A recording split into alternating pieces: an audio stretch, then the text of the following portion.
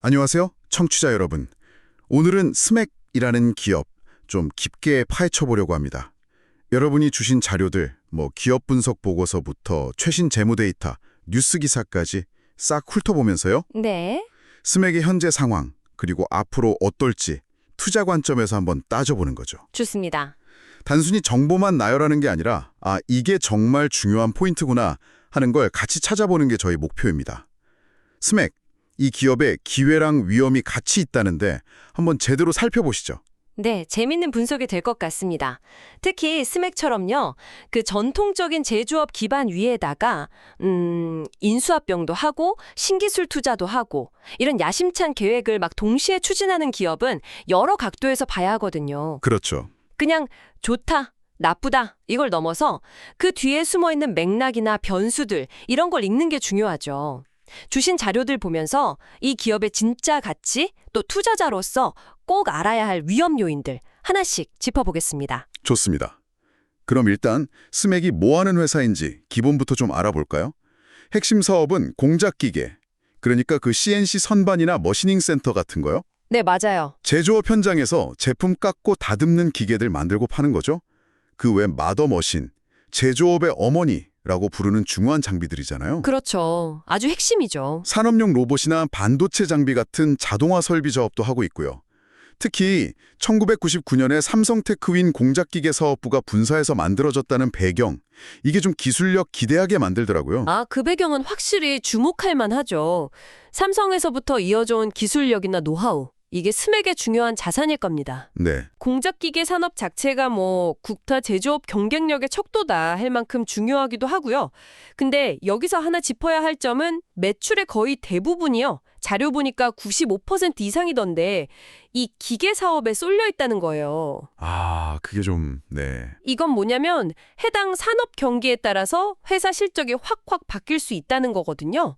좋을 땐 엄청 좋다가도 안 좋아지면 타격도 클 수 있는 그런 양면성이 있는 거죠. 그 점이 바로 이제 투자자들이 제일 궁금해할 만한 최근 실적 그리고 재무 상태로 딱 이어지는 것 같아요.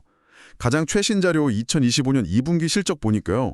솔직히 좀 걱정되는 숫자들도 보이더라고요. 네, 그렇죠. 매출액이 348억 원, 작년 같은 기간보다 무려 36%나 확 줄었고 영업이익은 10억 원 적자, 순손실도 38억 원이고요. 상반기 전체로 보면 매출 771억에 영업이익 32억 원으로 흑자는 유지했는데 그래도 2분기에 이렇게 확 꺾인 건 좀 신경 쓰이네요. 네, 그 2분기 실적 악화는 그냥 넘어갈 수 없는 신호입니다. 이게 잠깐 그런 건지 아니면 구조적인 문제의 시작인지 이걸 파악하는 게 중요해요. 그렇죠. 재무 건전성 지표를 좀 더 들여다보면 이 걱정이 더 커집니다. 부채 비율이요. 2022년 말에는 한 132% 수준이었는데 최근 자료 보니까 158%까지 올라갔어요. 158%? 네, 자기 자본보다 빚이 1.5배 이상 많다는 건데 재무 부담이 상당히 커지고 있다는 뜻이죠. 특히 총 부채 중에서 1년 안에 갚아야 하는 유동 부채 비중 이게 94% 이상으로 엄청 높아요. 94%요? 와. 네, 이건 단계적으로 자금 압박이 올 수도 있다 이걸 강하게 보여주는 거거든요.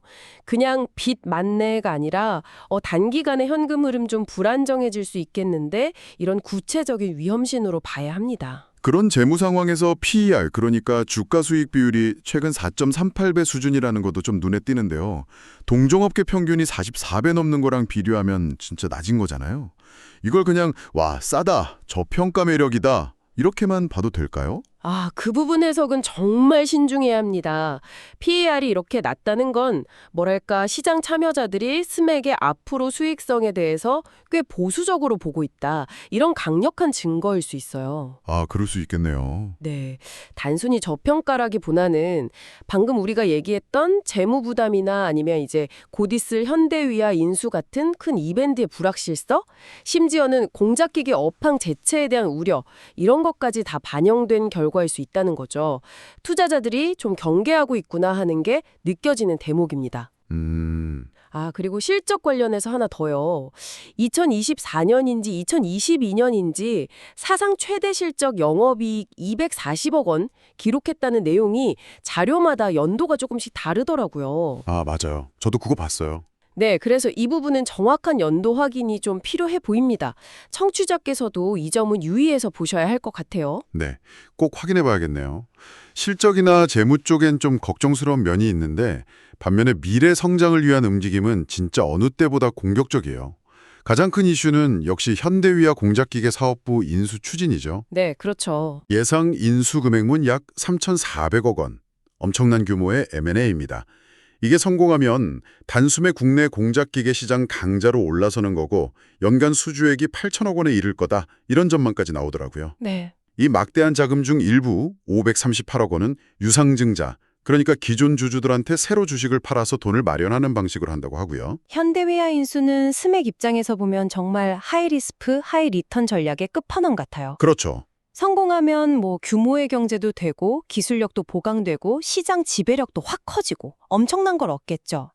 근데 그 과정이 쉽지가 않아요. 첫째, 3,400억 원이라는 그 막대한 자금 조달, 이거 자체의 부담. 네. 둘째, 인수하고 나서 두 조직의 문화나 기술 통합하는 과정에서 생길 어려움. 또 시너지가 정말 날까 하는 불확실성. 셋째, 방금 말씀하신 유상증자. 이건 기존 주주들 지분 가치가 희석되는 문제잖아요. 아, 그렇죠. 직접적인 영향이 있죠. 네. 투자 손실로 이어질 수 있는 부분이라 투자자 입장에선 민감할 수밖에 없어요. 그냥 회사 커진다 이런 기대감만으로 접근하기에는 리스크가 너무 큰 M&A라는 거죠. 또 다른 큰 움직임도 있어요. 세종텔레콤의 5G 특화망 사업 인수. 이 특화망이라는 게 특정 기업이나 공장 같은 데서만 쓰는 맞춤형 5G 네트워크잖아요. 네, 맞습니다. 이걸 확보해서 앞으로 커질 스마트 팩토리나 스마트 조선소 시장에 통신 인프라 기반 솔루션을 제공하겠다. 이런 구상인 것 같더라고요. 그 외에도 로봇, AI, 전기차 배터리 장비, 스마트 팩토리 분야에도 꾸준히 투자하고 있고 최근에는 AI 기술 접목한 CNC 공작기계 실증센터까지 열었다고 하니까 미래 먹거리 찾는 데는 상당히 적극적인 모습이에요. 오지 특화망 사업 진출은 기존 제조업 기반을 넘어서 이제 통신 솔루션 분야로 사업 영역을 넓히려는 시도라는 점에서 의미가 있죠. 장기적으로 보면 스마트 제조 솔루션 역량을 키우는 데 도움이 될 수도 있고요. 네. 하지만 이건 역시 새로운 시장에서 경쟁력을 확보해야 하는 숙제가 있어요. 당장 눈에 보이는 성과를 내기보다는 좀 미래를 위한 투자 성격이 강하죠. 로봇, AI 같은 4차 산업혁명 관련 투자도 방향 자체는 맞는데 이것도 단기적으로는 재무 부담을 더 키우는 요인이 될 수 있고요. 중요한 건 이런 신사업들이 언제, 어떻게 진짜 수익으로 연결될 수 있느냐 하는 건데 현재로서는 좀 불확실성이 높다고 봐야죠. 성장 스토리는 되게 매력적인데 그 스토리를 현실로 만들 자금력이랑 실행력이 받쳐줄지 그게 관건인 셈입니다. 그렇다면 지금 스맥이 시장에서 가진 경쟁력, 이건 어느 정도 수준일까요? 기반이 되는 공작기계 분야에서는 삼성 시절부터 이어온 기술력을 바탕으로 꾸준히 입지를 다져왔고 특히 해외 시장 공략에 힘을 많이 쏟는 것 같아요. 네. 미국, 유럽, 인도, 멕시코 등등 다양한 국가에 나가 있고 기술력이 중요한 좀 비싼 장비 시장을 공략하고 있다는 점도 주목할 만하고요. 최근 독일 AMB나 미국 IMTS 같은 국제 전시회에도 꾸준히 나가서 신기술 선보이는 거 보면 글로벌 경쟁력 유지하려고 노력하는 모습이고요. 기술력하고 글로벌 네트워크는 분명 스맥의 강점입니다. 현대위아 인수 추진도 이런 기반 위에서 시장 지배력을 더 키우려는 전략적 선택일 거고요.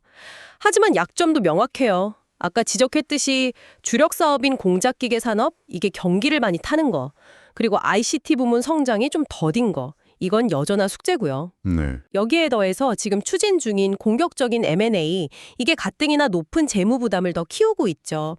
정말 강점과 약점, 기회와 위험 요인이 아주 뚜렷하게 같이 있는 상황이라고 할 수 있습니다. 최근 주가 흐름이랑 관련 뉴스들 보면 이런 복잡한 상황이 더 잘 보이는 것 같아요.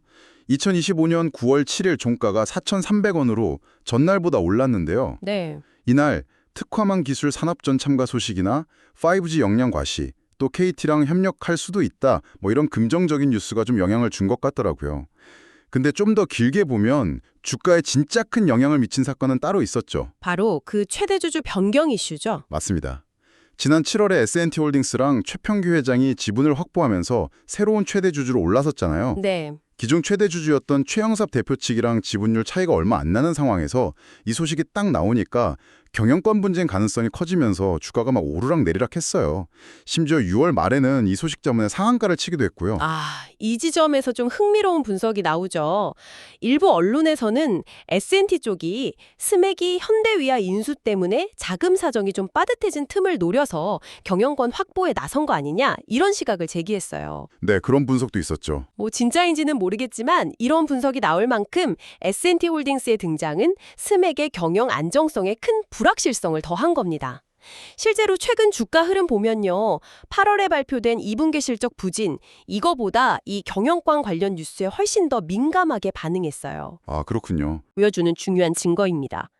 투자자 입장에서는 예측하기 어려운 변동성에 노출되어 있다는 의미죠. 정말 다양한 이슈들이 막 얽혀 있네요. 정리해보면 스맥은 주식시장에서 공작기계, 로봇 스마트 팩토리, 2차 전지 장비, 오지 특화망 같은 성장 테마도 있고 현대위아 인수라는 M&A 테마, 그리고 경영권 분쟁 가능성이라는 지배구조 테마까지 동시에 다 가지고 있는 셈이네요. 그렇습니다. 이런 내부적인 요인 말고도 외부 환경 변화 역시 스맥의 투자 매력도에 큰 영향을 줍니다. 예를 들어서 미국의 관세 정책이 바뀐다거나 글로벌 인플레이션이 심해진다거나 하면 스맥의 주요 고객인 자동차나 조선업계의 설비 투자가 줄어들 수 있거든요. 아, 그렇죠. 전방 산업이 중요하니까요. 네, 그러면 결국 스맥의 수주 감소로 이어질 수 있죠. 하반기 실적에 대한 우려가 나오는 것도 이런 맥락이고요. 반면에 정부가 오지 특화망을 막 키운다거나 스마트 팩토리 지원을 강화한다거나 하면 이건 또 긍정적인 모멘텀이 될 수 있겠죠. 네. 또 수출 비중이 높고 부품 수입도 무시 못하기 때문에 환율 변동성, 이것도 스맥 수익성에 직접적인 영향을 미치는 또 다른 핵심 변수입니다. 원달러 환율이 확 오르면 수출 경쟁력엔 도움이 될 수 있는데 수입 비용이 늘거나 외화 부채 부담이 커질 수도 있거든요. 자, 이 모든 정보들을 종합해서 투자 관점에서 스맥을 어떻게 봐야 할지 한번 정리해 보겠습니다. 제공된 자료 분석을 좀 참고하면요. 장기적으로는 신사업 성장 잠재력을 보고 접근할 수도 있겠지만 단기적으로는 M&A 불확실성, 최대 주주 변경 이슈, 실적 부진 같은 것 때문에 변동성이 매우 크다. 이 점을 강조하고 있더라고요. 네, 그렇죠. 그래서 하반기 실적이 개선되는지, 또 현대위아 인수 효과가 언제쯤 눈에 보일지 이걸 좀 면밀히 지켜봐야 한다. 이런 의견이고요. 기술적 분석으로는 지지선, 저항선, 거래량 변화 이런 거 잘 보라는 조언도 있고요. 다시 한번 강조하지만 이 내용은 제공된 분석 자료를 요약한 거지 저희가 직접 투자 추천이나 조언 드리는 건 절대 아닙니다. 네. 그 점을 분명히 하는 게 중요합니다. 투자의 최종 결정은 전적으로 청취자 본인의 판단과 책임하에 이루어져야 하는 거고요. 저희는 그냥 균형 잡힌 정보와 분석을 제공할 뿐입니다. 맞습니다. 위험 요인을 다시 한번 명확하게 정리해 볼게요. 첫째, 경영권 안정성 문제. S&T 홀딩스가 최대 주주로 올라선 이후에 잠재적인 경영권 분쟁 가능성. 이건 기업의 장기 전략 추진에 큰 걸림돌이 될 수 있어요. 네. 둘째, 재무적 위험. 현대위아 인수자금 조달 부담, 높은 부채 비율, 단기 유동성 압박 가능성, 또 유상증자에 따른 지분 가치 희석. 이런 재무 건전성에 대한 우려가 상당히 큽니다. 큽니다. 셋째, 경기 변동성. 주력 사업이 경기에 민감하니까 거시경제 상황 나빠지면 실적이 확 나빠질 수 있다는 거. 넷째, 환율 변동 리스크. 수출입 비중이 높아서 환율 변동에 따라 손익 변동성이 크다는 점. 이 위험 요인들을 충분히 이해하고 내가 감수할 수 있나 신중하게 판단하셔야 합니다. 다 오늘 스맥에 대한 깊이 있는 분석 이제 마무리할 시간입니다. 정리해보면 스맥은 탄탄한 기술력을 기반으로 현대위아 인수나 5G 특화망 진출 같은 미래를 향한 아주 야심찬 도전을 하고 있는 기업이에요. 네. 하지만 그 뒤에는 만만치 않은 재무적 부담과 경영권 안정성 문제, 그리고 예측하기 어려운 시장 환경이라는 현실적인 위험들이 딱 버티고 있죠. 정말 기회와 위험이 아주 극명하게 교차하는 지점에 서 있는 것 같아요. 바로 그 지점이 핵심입니다. 성장 야망과 현실적 위험 사이의 그 아슬아슬한 줄타기. 스맥의 과감한 베팅이 성공한다면 분명 지금과는 차원이 다른 기업으로 도약할 가능성이 있어요. 첨단 제조 솔루션하고 통신 역량을 딱 결합한 독보적인 플레이어가 될 수도 있겠죠. 네. 하지만 M&A 이후의 통합 과정, 부채 관리, 경영 안정화 이런 과제는 결코 쉽지 않습니다. 여기서 청취자 여러분께 마지막으로 던지고 싶은 질문은 이겁니다. 기업의 매력적인 미래 비전과 그 비전을 현실로 만드는 과정에서 어쩔 수 없이 따라오는 실행 리스크 및 재무적 부담 사이에서 투자자로서 여러분은 어떤 점에 더 무게를 두시겠습니까? 단순히 숫자를 넘어서 기업의 전략 실행 능력과 위기 관리 능력까지 고려한 여러분만의 투자 기준을 세워보시는 계기가 되기를 바랍니다. 오늘 저희와 함께 스맥이라는 기업을 다각도로 분석해 주신 청취자 여러분, 감사합니다.